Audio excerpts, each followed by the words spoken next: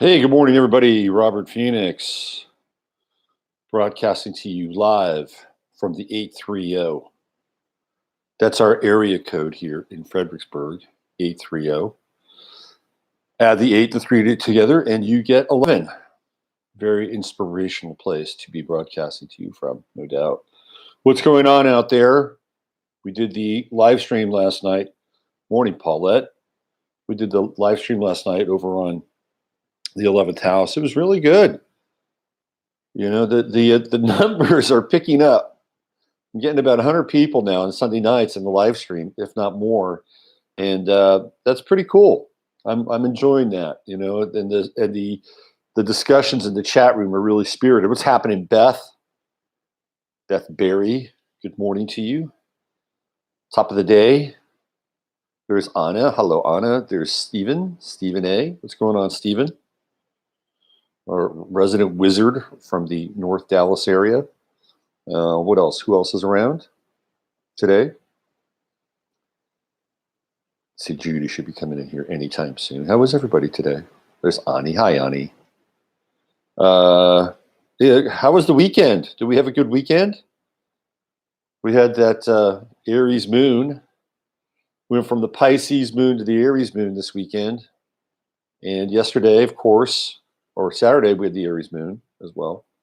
I think we went into Aries, on like Friday night. And in typical Aries fashion, the Rams were dominant on Saturday night, beating the Dallas Cowboys. A lot of Texans are upset over that one. But so it goes. Yeah, football, the state of football, quite interesting. We're coming down to the final week of the season. Good morning, SKPC 333, which is the championship round. It'll be next Saturday. And then after that, one more game, the Super Bowl, also known as the Superb Owl. And this year they're playing the game in Atlanta, which is technically speaking the new Atlantis for the United States. And it's no coincidence that that's where Ted Turner based his media empire out of. And they have a brand new stadium there. And they're going to be hosting the Super Bowl, or the Superb Owl. And the halftime show will be Maroon 5 with guest appearances by Travis Scott, who is the rapper of the moment, and Big Boy from Outkast. Outkast is all of a sudden kind of like the Beach Boys. Outkast was a thing. I mean, Outkast was a real thing in the 2002, 2003, 2004. And now they're relics. It's amazing how fast the speed of culture either ascends or descends at any given point in time. Ani's been gardening all weekend. Nice. Yeah, you're living down in paradise down there. You can garden 360, 365. What are you growing, Ani? What's coming out of the ground in Florida this time of year? Just curious. What's in your, what are you planting in your patch? Yeah, so the interesting thing about the Super Bowl is that a lot of so-called hip-hop artists have decided that they do not want to perform at the halftime show in honor of Colin Kaepernick. So they stand in support of number 7, who's chosen not to play football in a lot of ways. He's chosen it. Interesting weekend. There's a lot going on, a lot to talk about, a lot to cover. As always, I'm still having a great deal of fun with this Jeff Bezos thing. Trump wasted no time in lambasting Bezos. It's Bezos, right? Bezos. For a long time, I called him. I guess it's Bezos. Anyway, Trump ripped into him, and now he's vulnerable. Like Jeff Bezos is vulnerable. See, this is what happens when you bring your emotions into the experience. You become vulnerable. This is what occurs. There's a certain amount of vulnerability that takes place. You You become emotional. It's like, I'm in love, I'm in love, I'm in love. I'm going to love you alive, and all the other gooey narrative that he's displayed on his texts to Miss Sanchez. And now he's vulnerable. That should be a lesson to all men. Never let your feelings come out. It's just, well, I don't think about that. At least perhaps not explicitly across the World Wide Web. So I was watching some stuff with the, oh, by the way, before I move on to the next topic of conversation, we broke down the connection between Lauren Sanchez and Bezos last night on the show. Oh, newsflash. We got to insert this. Ani is growing greens. Broccoli cool weather crops also outing in native plants for butterflies and bees. Okay, so there we go. We've got cool weather crops down in Florida. It's a companion planting so that the butterflies and the bees can come into play and be the guardians of the guardians of the garden. Congratulations, Ani. It's a good thing you're doing. So before I move on to the next topic of conversation, we were looking at Bezos's and Sanchez's charts last night, or at least kind of a cursory sort of glance at it. And the thing that really connected them was the Sun-Moon conjunction, with Bezos' moon in Sagittarius and her moon in her sun in Sagittarius conjunct, and right around the galactic center. So it's like, throughout all these eons, throughout all these lifetimes in time, they found each other. And that's actually really, really good from a kind of a Western, Placidus perspective in terms of astrology. However, in the Chinese system, they're ill-matched. They are not the best. They're not the best pairing. Ms. Sanchez happens to be a rooster. She's a little cocky. You see that hair, right? The coxcomb hair, right? And he happens to be a rabbit.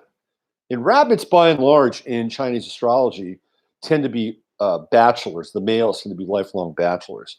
So for Jeff Bezos to even consider marriage, let alone have a family, is a little bit un-rabbit-like. Now, in the Chinese system, the rabbit represents the sign of Pisces. And in the Chinese system, the rooster represents the sign of Virgo. And we all know that the opposition model in the Chinese system is not a good one. I am a rat. And if you read the description of the rat, the worst possible match for me is my opposite Chinese sign, which happens to be the horse. Now, I was born in the hour of the horse, so maybe that nullifies a little bit of that horse energy that I could bring into my life. I love horses, by the way, right? I got Jupiter and Sagittarius. Anyway, so it's going to be interesting to see which model is going to win out. Is it going to be the Western model with the Sun-Moon conjunction, very tight, conjunct the galactic center, or will it be the Chinese model where ultimately love will tear them apart? Time will tell. Okay, moving on. The yellow vest movement. Holy smokes. Is it on? Hi, Rhonda. Holy smokes.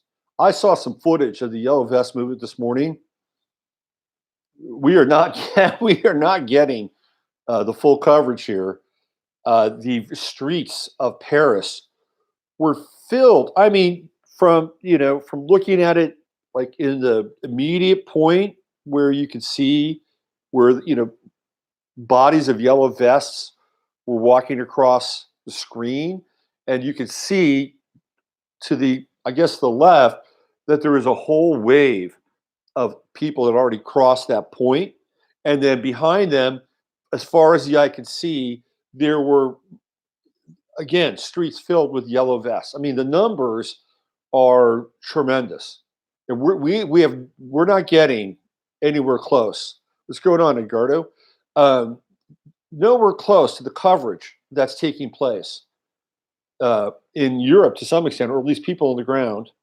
So there's a woman, if you're on Twitter and you want to follow these things, looks like there's a woman who's getting some of the best of the yellow vest footage. Her name is Sharon Roy, R-O-Y. So if you're into it, you may want to follow her on Twitter, because that's where I was seeing a lot of the it's not just images, stills, actual video the numbers are way, way more than are being reported in the media. And I actually saw there was a clash. I actually witnessed a clash between the protesters and the police. And I'm not talking, they were going at it. I mean, and there was this one guy who was, clad in that stormtrooper gear now that these people are, you know, wrapped in. And he had about two or three yellow vesters. Now, of course, he's got the advantage because he's got a body armor on, and he's got a baton, a riot baton, and all that stuff. But they had the numbers on him, and they had him down, and they were wailing on this. I mean, I'm assuming it's a guy, right? I mean, it could be a woman. It is. It is possible. Wailing on this person. Some of the other yellow vesters were not faring so well. But at some point, these people are going to realize that they have the numbers. And the equivalent, have you ever seen like an army of ants get up on a beetle, like a giant beetle?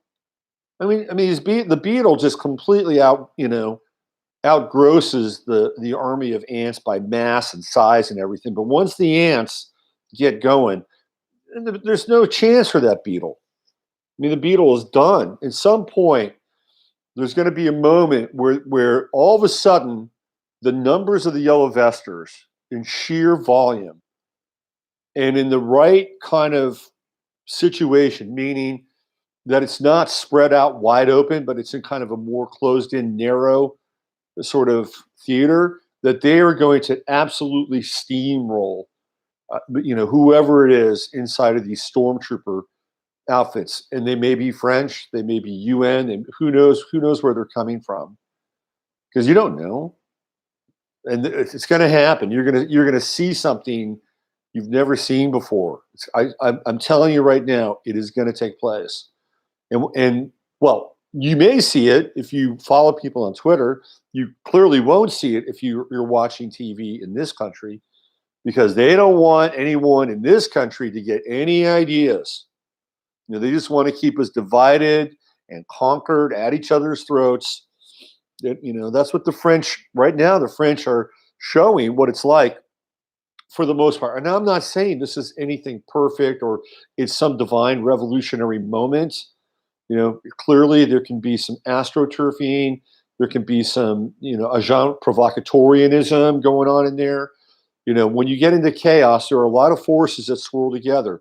By and large, this is an organic movement that started because people were being taxed up to their crown chakra, and they were not going to be able to afford to continue their way of life, which had already been compromised because of the amount of taxes that the French pay anyway. So this is what started it all. Do you notice here in this country, have you noticed the price of gas in this country? Yeah, let's keep the natives pacified. I paid $1.88 for a gallon of gas yesterday. $1.88. People are up in arms now? No, got cheap gas. At least here in Texas. I know in California it's about $3.88, which is one of the reasons why I live in Texas. Not to say the least that there are some other practices that California has indulged in over the last decade that kind of made my stomach turn. Right? Anyway. So there's going to be a moment in time where these yellow vesters, they are going to turn tide. Now, in anticipation of that, Macron has basically floated, not the idea, but the possibility that they're going to use live ammunition. Hey, Charles, that they're going to use live ammunition in the streets of Paris. And if that's the case and people get shot, I mean, that is really like the Maginot Line. Do I know who exactly the blue armored vehicles belong to? There was a great cheering when one got stuck at the Arc de Triomphe. I believe the blue vehicles are UN vehicles. That's what I've come to sort of break down. Right? They're blue, and they have the white UN insignia on them. So they're using a lot of water cannons right now to disperse the protesters. It's funny. Yes, The definition of a protester versus a rioter depends upon what side of the political debate you're on, but that's another discussion. So the Maginot Line is when people start getting shot. And that is Macron's last resort to staying in power and keeping the yellow vests in check. And whoever fires the first shot loses. It's the way it goes. Because you think people are emboldened now, just wait. What if the French actually had guns?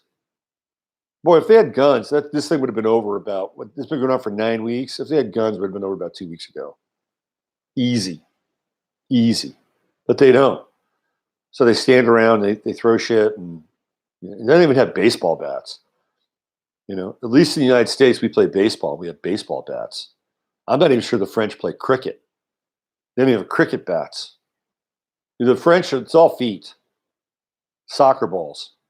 Soccer balls aren't very good in a riot situation, unless, of course, they've got some kind of explosive in them, in which case they could be very dangerous. But I've never seen any soccer ball bombs lately. So, yeah, if they had guns, this thing would have been over, a month ago. They have the French police running the opposite direction. Cooking knives. There we go. There we go, Rhonda. The French are very good at cooking knives and rolling pins. The rolling pin revolution. When you see that there's going to be a run on rolling pins in Paris, you know that they're entering into the final stages of their revolution, the rolling pin revolution. I guess the key with the rolling pin thing is that the pins roll, so you'd have to throw some glue in there to make sure that the pin doesn't roll. So you just have a baton versus a rolling pin. So, well, keep your eyes on it. Now you've got England and stumbling towards the finish line with Brexit, and it's either a bad deal or no deal at all. Take it or leave it, Britons. Theresa May screwed the pooch on that one, and on purpose.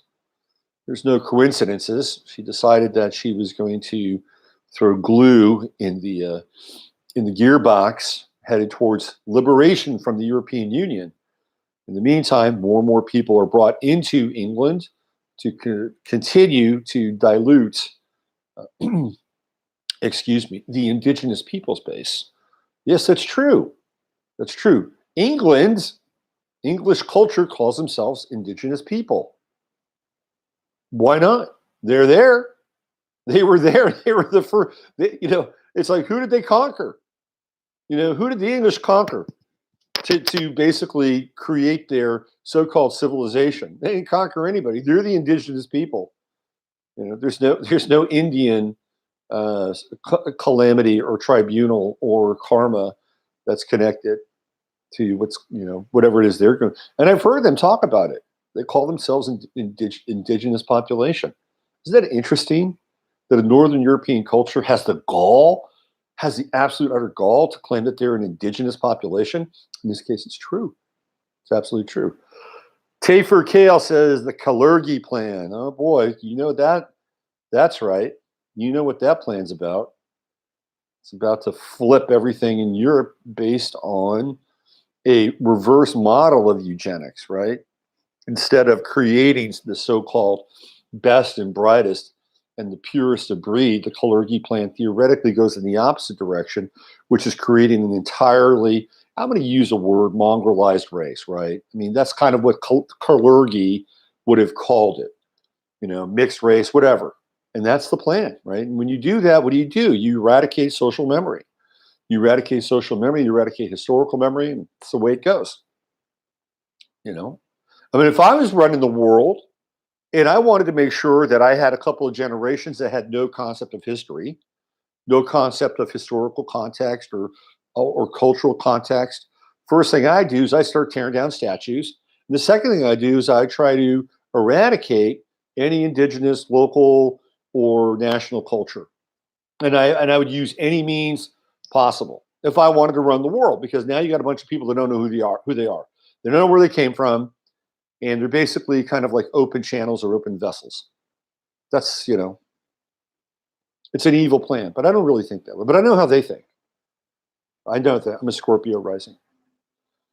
So What do we have here?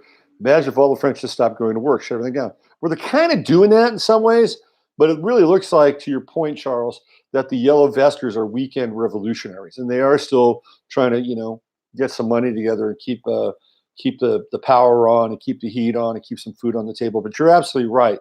If they all just stopped going to work, they shut the country down. Now they were going to take the money out of the banks, but unfortunately they telegraphed it, and the banks had an answer for that, which was, we're going to close the banks. So again, a note to French revolutionaries: find a different way to communicate so the banks don't know that you're going to take your money out. Telling the rest of the world is not really the best strategy, because they had an answer for that. But Charles, that goes to the rest of the world. If we wanted the world to change, all we have to do is just stay home. Stay home for a month. We get about 35% of the population, maybe 40. Stay home for a month. Don't buy anything. There you go. It's a game changer. All of a sudden, you get the knock at the door. Hi, we'd really like you to come back and participate again. What can we do? They may threaten at first. They may say, "Oh, we're going to come into your home. We're going to take you. We're going to make sure we're going to escort you to work. We're going to follow you up and down the aisles of the stores. And we're going to put a sidearm to your head and make sure you buy some products. You've got to spend at least $100 a week." What are they going to do? And they would probably start with some sort of threat. And then, of course, they would come around and say, "Oh, well, we know that you're upset. Perhaps we can, offer some different solutions. How about a little universal basic income?" No. But you're right. This is what I've been talking about for years. Do you want to change the world? Do nothing at all. Which means just stay home. Don't get on your cell phones. Get off your cell phones for a month, right? That would be an amazing kind of experience. It'd be a social experiment to just basically do nothing for a month. It'd have to be during I think the springtime would be a good time. Gemini, June, like late May, early June. It's not too hot. You got that Gemini energy, local, get to know your neighbors, ride bikes for a month, get out of your car, stay home. Kids, it's summertime. Kids don't have to go to school. So you don't have the school gendarmes knocking at your door, right? That'd be an interesting social experiment. 30 days, 40% of the population of the world. Wouldn't that be cool? Not just this country, but 30 days just hanging out. You're not out in the streets. You're not threatening anybody. You don't have a gun. Non-participation is maybe perhaps the greatest weapon of all. That's what Gandhi proved, right? Shut down the British government, or at the very least their relationship to the people of India in the silk trade, right? Anyway, that's going on. Keep your eyes on what's happening in Paris. And again, I think the person to follow from what I've seen on Twitter is Sharon Roy, R-O-Y. Oh, boy. Okay, so Steve and Chris sent me a link to a video that is going viral now. And there's a YouTuber by the name of The Amazing Polly. And Steve and Chris, can you put that link inside the chat room so people can get this video? You guys have to see this video. It's gonna blow your freaking mind. So I gotta find this story. Let me find this thing. Hold on. What is it? What's the name of the meat? Hold on, let me do this. Let me just find this thing here. Hold on, I'll find it. So the Amazing Polly is a YouTuber, and she seems like she's got some good stuff going on here. I found the video, and she talks about, you won't believe this coincidence. I'm just going to throw this thing inside the chat. Hold on a second. Let me just get this in there. The Impossible Burger. Yep. Okay, so here's the link. Right there. You guys should check this out. This is starting to go viral now. So apparently there's this new meat called the Impossible Burger. And the Impossible Burger is this supposedly soy root, and what else? Some kind of extract that turns it into something that resembles and looks like and tastes like a big, raw, bloody, or big, bloody, juicy hamburger. The problem is that they cannot or have not disclosed perhaps all of the ingredients of the Impossible Burger. Now, if you watch this video, what you'll see is she does a pretty good job breaking down who's part of the company, who's creating the Impossible Burger, which is a Silicon Valley sort of startup, and who's on the board. There seems to be pretty solid connection to George Soros and the Open Society, and so there's some Soros money behind the Impossible Burger. And she builds this thing up, and she gets to this one point where she goes into, Google Earth, and locates where the factory of the Impossible Burger is. And then she zooms out and turns around. It won't open? No, I'm sorry. You got to look it up. You're going to have to look it up. The Impossible Burger. The Amazing Polly. Just look it up. Right across the street from the Impossible Burger in an industrial park. I think probably somewhere in like Milpitas or Fremont or someplace like, I don't know exactly where it is, but it's in the nape of Silicon Valley. Right across from the Impossible Burger manufacturing facility is a Planned Parenthood clinic. Planned Parenthood clinic. So, Planned Parenthood has been selling stem cells, fetal stem cells for years now. I'll never forget. This was maybe about 3 years ago, and I was in Austin, and I was just thinking about, well, what do they do with the babies? What do they do with the babies? What do they do with the matter, right? The embryonic matter, which is, I mean, it is a collateral asset in their world, right? So I started to think about it, and then I started to research it. And I started to find that it was in all these various products, from makeup to Pepsi. And then right after that, really right after that, there was that undercover video where that guy was getting these people from Planned Parenthood to talk about, sort of delivering the stem cell material.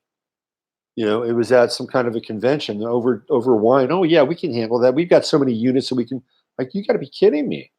So they were caught red-handed, and so we still continue to fund this monstrosity. So it's going to be interesting to see what happens. We live in a viral world. People know where this plant is, right? It's going to be interesting to see what happens. Although this isn't California, so we'll see what happens. We'll see what happens. Californians aren't. At one point it was a revolutionary culture. Now, not so much. Not so much. But the idea of eating either cloned meat, which is already in the works, and they take the organs from the fetus too. Yeah, they do. It's a big business. It's terrible. It's just terrible.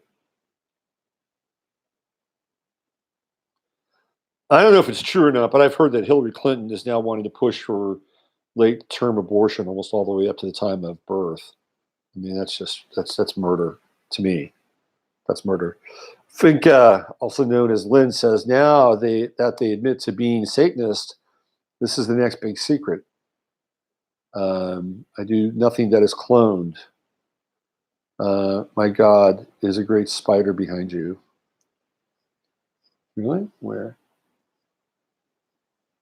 I don't see it. I don't see a big spider.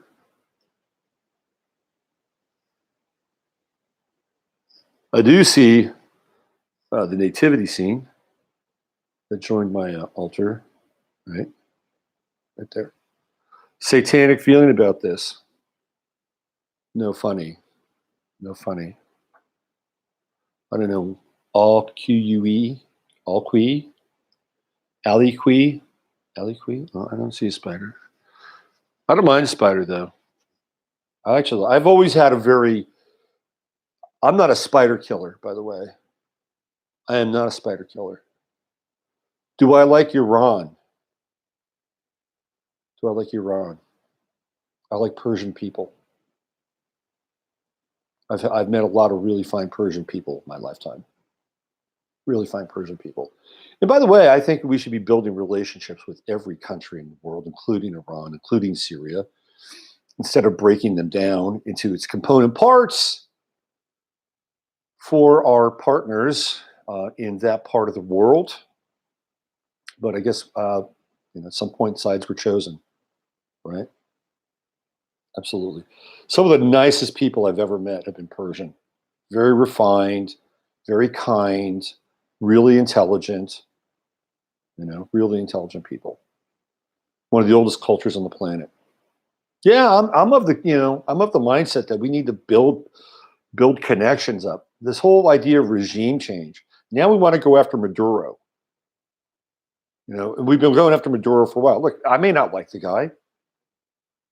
Did his people elect him? Quite possibly. Did he steal the election? Maybe. Are elections stolen all the time? Absolutely.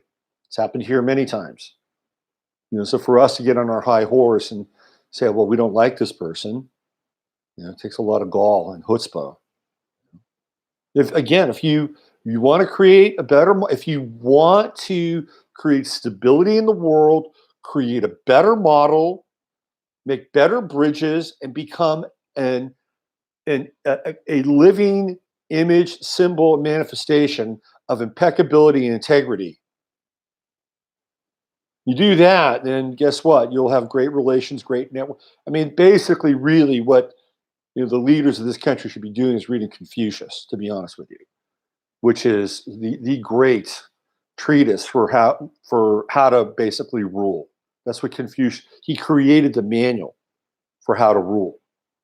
The reason he got kicked out of all the various principalities of China is because most of the people that he was instructing were just interested in power and personal gain. And once Confucius called them on their shit, he was, off to the next town or the next province. He's probably joking about the spider. Yeah, I don't have a problem with spiders. I got good karma with spiders. I'm not a spider killer. Some people just immediately kill spiders. That's not me. I have no mercy for mosquitoes, though. Mosquitoes are just agents of Malthus. Iran, land of the Aryans. Yeah, it's the home of Cyrus, right? One of the great kings of antiquity. 17,000 fetuses. Bobby Brady 6 channel, 17,000 fetuses found in the doctor's backyard. I had a conversation with a friend of mine who told me, this weekend, told me that her daughter has had 9 abortions. 9 abortions. And those are the ones she knows about. 9 abortions. My God. It's a lot, man. It's a lot. It's one person. One person. And I think that there are a number of people who use abortions and Planned Parenthood as some kind of method of birth control. And to me, it's extremely sad. Extremely sad. I take spiders outside. I do. Me too. I remove them. See you later. Sayonara. Goodbye. Homage to grandmother spider. How about cutting the tubes? She obviously doesn't want kids. She's had 3 kids. But yeah, you're right. Why not? Why not? I agree with you. All organs were removed. So Deborah is saying that all the organs were removed from the fetuses found, 17,000 in the doctor's bed. All the organs were removed. Oh my God, that is just horrific. That's horrific. This is the world we're living in. The nightmare.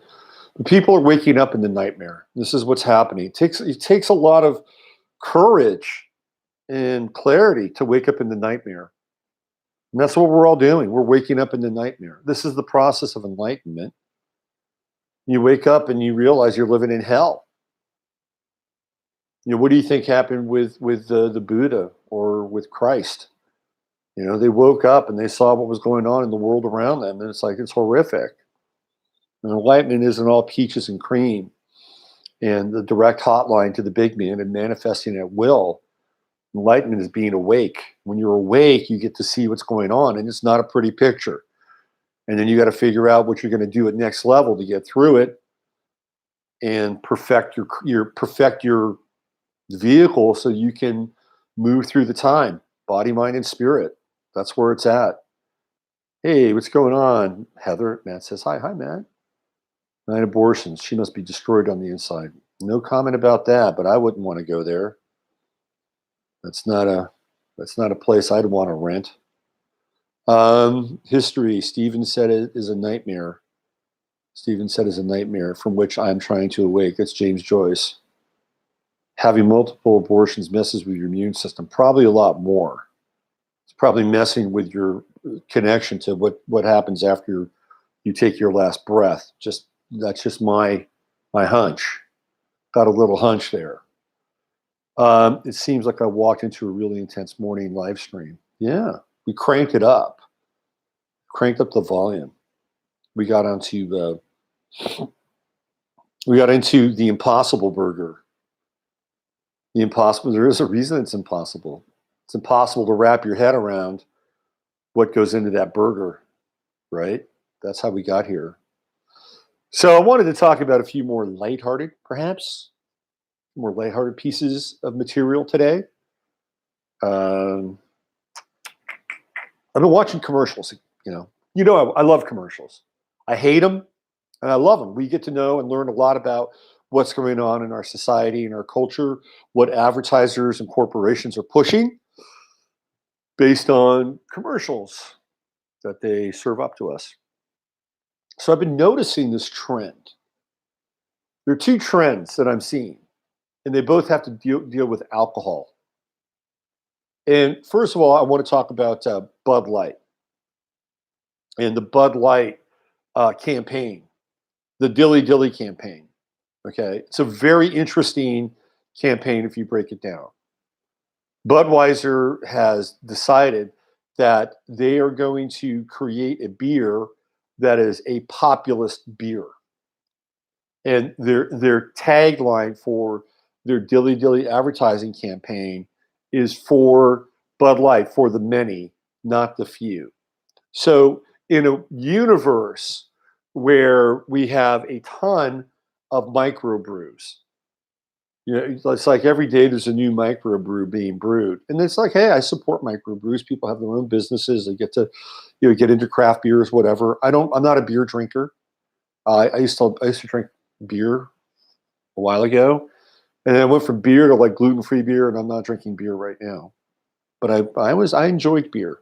I was early on the craft beer tip in my 20s. It's a long time ago. Anyway, so Budweiser has decided they're going to mark off this territory, which is for the many, not the few. That's the tagline for Bud Light.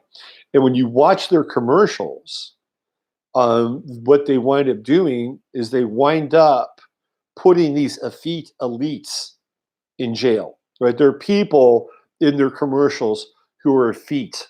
They're intellectual, they're snobs, and they wind up going into the pit of misery, right? So what they're creating this scenario. And by the way, if you watch those commercials, the majority of the people in those commercials are white. So they're really trying to nail down their consumer base by, number one, reinforcing this. And it's really interesting too, right? If you want to create a commercial that's got mostly white people, you got to go back to the Middle Ages in Europe, right? Because that was the demographic. So that's what they've done. It's like, okay, well, geez, what history is kind of unassailable in terms of white culture? We know we don't want to do like 1940s Germany. Raise your raise your right hand for Bud Light. That's not going to work. What about Middle Ages England, where everybody was mostly white? Hey, that's great. Let's do kind of a medieval thing. We'll keep people in stocks. Yeah, great, right?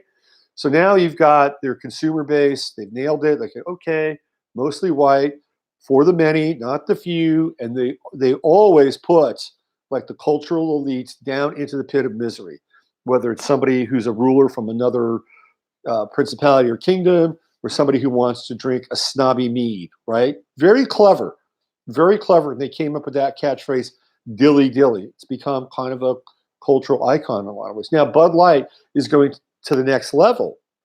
And what they're doing is they're going to list their ingredients on their beer. Now, you're thinking, okay, this is a great thing because, wow, we get to listen. Well, the beer manufacturers or the companies that manufacture beer have agreed to list the ingredients on their beers by, what is it, 2020 or something like that?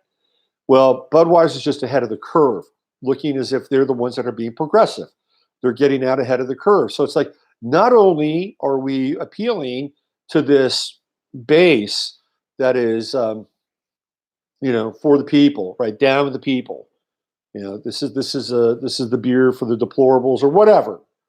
But they're also saying, hey, we're going to be transparent, and we're going to show you what we put in our beer. We're going to show you everything we put in our beer, right? That's their new advertising campaign. So they're ahead of the curve. Everybody's got to do it. They're just getting ahead of the curve. So it's fascinating to watch. So what they're promoting is they're promoting a product for everybody, the everyman. And they're promoting, theoretically, transparency. Transparency. This is going to be their calling card in stock and trade. It's a very interesting campaign. And they've clearly marked off their demographic, and they've created an ongoing campaign that supports it. Okay. Now, another series of commercials that I find really interesting are kind of on the opposite end of the spectrum. And that has to do with liquor, hard liquor, alcohol, not beer, hard distilled spirits. And there are two in particular that I think are, well, three. There are three I'm going to talk about right now. The first one I want to talk about is Jim Beam. And the spokesperson for Jim Beam is Mila Kunis. Mila Kunis, she's Ashton Kutcher's wife. They're both on that 70s show together. So when she shows up in the commercial, she shows up like a wraith. She's like a spirit. And she shows up in one of these bars. It's kind of like a high-end but dimly lit bar. It almost looks like a dark temple of sorts. And invariably, there's a woman at the bar who wants to drink Jim Beam, okay? Or she doesn't know what she wants to drink. But here comes the spirit of Mila Kunis coming in and pointing to that Jim Beam up on that shelf. And all of a sudden, this woman, a woman who's sitting at the bar by herself, nonetheless, right? See, this is a very kind of provocative moment because in many cases, women go to bars together. Not always, but most cases. Hey, you want to go out and have a drink? You want to have a margarita? You want to have a glass of wine? Number one, it's social. It's a social thing. You get to talk. You get to hang out. Number two, it kind of insulates them in some ways because a woman alone at a bar, right? She's like a magnet. Oh, you're alone. Oh, well, let's start up a little conversation here, right? So that in and of itself represents sort of this independence. She's an independent spirit. She's going to sit at the bar by herself. Nothing wrong with that. I'm not judging. I'm just telling you they're demarcating a certain type of clientele. And then the spirit of Mila Kunis comes in and says, well, what about that Jim Beam? Oh, the Jim Beam. And then she turns to look and Mila Kunis is gone. Where'd she go? Magic. She just came in and whispered in my ear, Jim Beam. They're trying to get women to drink hard liquor. This is what they're saying, okay, Jim Beam, we're pretty good with, men, but we really want to get more women to drink hard liquor. We want more women. Just like when the cigarette manufacturers wanted more women to smoke. So let's get Mila Kunis in there. Let's make it kind of sexy, independent. I want a Jim Beam. But she's not really independent because she had a disincarnate spirit whispering in her ear, Jim Beam, Jim Beam, Jim Beam. Okay, there's another one. Johnny Walker, I think it's Johnny Walker. And so we're talking about scotch now. And there's a woman pushing scotch. Oh, there's one more chapter of the Jim Beam story before I move on. So, sort of the next iteration, which is really interesting, okay? Because Jim Beam used the same woman that was sitting at the bar by herself when Mila Kunis came in, right? Jim Beam, Jim Beam, Jim Beam. The latest commercial is she's with a guy. She's with a guy. It's the same woman. And they go, and there's this massive wall of all these spirits. And of course, the angel of Jim Beam, the dark angel of Jim Beam, comes in and guides them and directs them to Jim Beam. What's the message there? Well, if you have any kind of memory, you remember the woman, and then you'll make the connection that she's not alone. She's not alone. That maybe, just maybe, she met that guy drinking some Jim Beam, and now they're together. So Jim Beam brings couples together, brings people together. Now she's got somebody to get drunk with, right? Just a little drunk, like on the Jeff Bezos tip. Edward Bernays got women to smoke cigarettes, nephew of Freud. Absolutely. You know how he did it? He got these women to smoke cigarettes by having these socialites in New York basically trail the Thanksgiving Day parade smoking cigarettes. And it was in newspapers all across the country after that. And all of a sudden, women wanted that power. Right? Beam me up, please. Let's see. We've got some. Anybody want to do some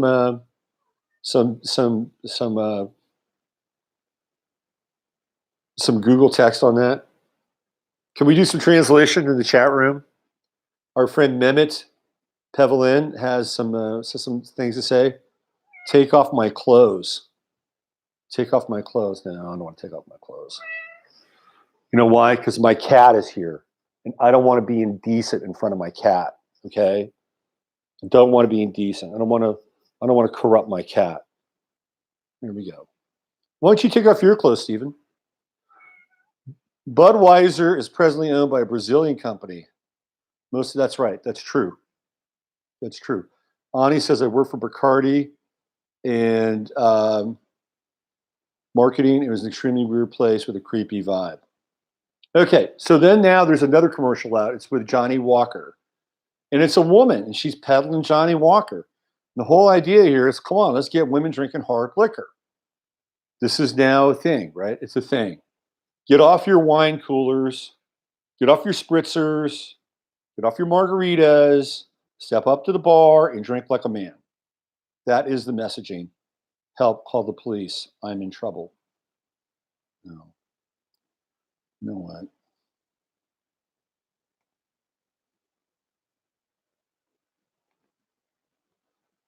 See you, Stephen. You're out, brother.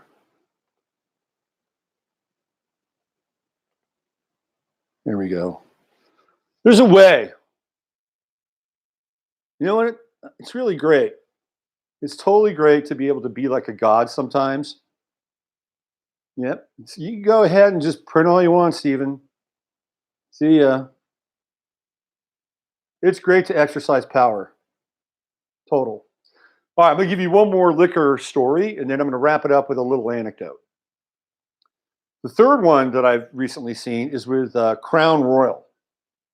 And the message here is a young guy, he's supposed to be an actual person, living in, how shall we say, an ethnic neighborhood, right? And he's sort of like the prince of the neighborhood, hence Crown Royal, right?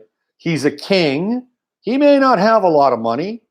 He may not have a house, but he's got a mother, his real mother, and together they have a little Crown Royal together, but he's the guy that everybody in the neighborhood likes, right? He's the uncrowned king.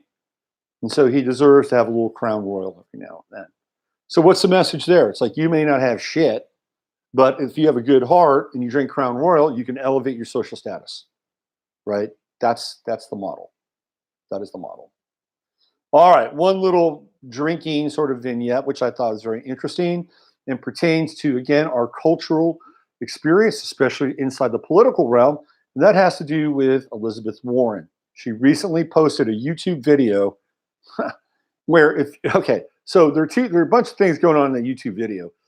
First of all, in the background, she's got like one of those sort of, very sketchy, like Aunt Jemima kinds of pieces of culture that, Sambo culture, right? It's like that whole Sambo kind of art that was very popular, like the 30s and the 40s. And she's got a little kind of statuette, Sambo art statuette in the background. Whoa, a little politically incorrect there. Of course, nobody on the left will say anything about that. The tweeters on the right hammered her, totally hammered her on that. That's number one. And number two, the whole video is like patently weird. Okay, patently weird. So what is she talking about? She's just talking. She's in her home, right? She's on YouTube. She's discovered YouTube. Mehmet Pehlivan was one of the greatest Turkish wrestlers from the 19th century. Any relation? Anyway, she's on YouTube now. Like Trump has Twitter. Elizabeth Warren, who has a Sun Uranus conjunction like Trump, has discovered YouTube. So now we're in the home, the Cancerian realm. She's a Cancer. She's 0 degrees Cancer of Elizabeth Warren. And what is she? I'm going to drink a beer. Honey, get me a beer. What is she doing? She's sending a message that she's like everybody else. She's not drinking Jim Beam. She's not drinking Johnny Walker. She's not drinking Crown Royal. She's having a beer. Looks like it's a craft beer. Elizabeth, if you really, really want to be down with the people, you should be drinking Bud Light. I'm just saying. You can turn the label around, but people will recognize the bottle. So she's drinking this beer. It's like she's rebranding herself. Elizabeth Warren wants to be a populist. And so by drinking beer, she's like putting herself out there as a populist. Now, of course, have we ever seen Elizabeth Warren with a man? No. But apparently she's got one. And guess what? His last name is Mann. M-A-N-N. His first name is Bruce. Bruce Mann. And so Bruce makes an appearance. And they have a lovey-dovey moment. Okay, so in this little YouTube video, what she's doing is she's using the medium that everybody can like get in on. She doesn't have to pay like huge amounts of money for a spot, right? Dos Equis would get more votes. You're probably right. That's funny. She does so. It's really funny. It's a funny YouTube video because she's like down. She's like down with the people. I'm here for you. I'm drinking beer, and I got a guy, and he loves me, and we're like a traditional couple. Wouldn't be here without you. And his last name is Mann, Bruce Mann. So funny, that video. We live in a world now where it's just like everything is so on the surface. If you pay attention, you can basically skim the whatever it is from the top. And I don't know what you do with it after that. Anyway, Cato says, I feel embarrassed for drinking like a man now. Don't feel embarrassed. It's okay. Drink like a man. You probably drank like a man before the commercials hit. Probably. Take solace in the fact that you are of independent mind, body, and spirit when it comes to your own personal habits and indulgences. It's true. It's true. Fake commercial to me. Deborah says total fake commercial. But still, she's trying to appeal to a populist mindset. Love that 15-year Scotch whiskey. Scotch. I like. My favorite Scotch of all time is Lafroig. Lafroig. It's not for everybody. It's very peaty, very smoky, very peaty. Okay. I think I'm out of here. 54:12, right around 50 minutes, which is normally what we check in with. So thank you, everybody, for showing up today. We've covered a lot of ground. We did some yellow vesting. We got into the Impossible Burger and breaking down the state of modern alcohol consumption and target marketing as a result. And rapid fire succession of cultural events served up for you fresh and early on a Monday morning. I'm Robert Phoenix. Ed Garter says, thank you. Always enjoy your shows. Thank you, Ed Garter, for showing up. I'll be back tomorrow with another edition of 15 Minutes of Flame. And, meantime, use your head to discern what's real and your heart to save what's possible. And you can check me out over on Freeman TV.